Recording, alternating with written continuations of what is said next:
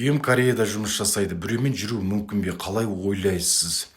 С- с- с- Охо, көрініп жатыр, қаз көрініп жатыр.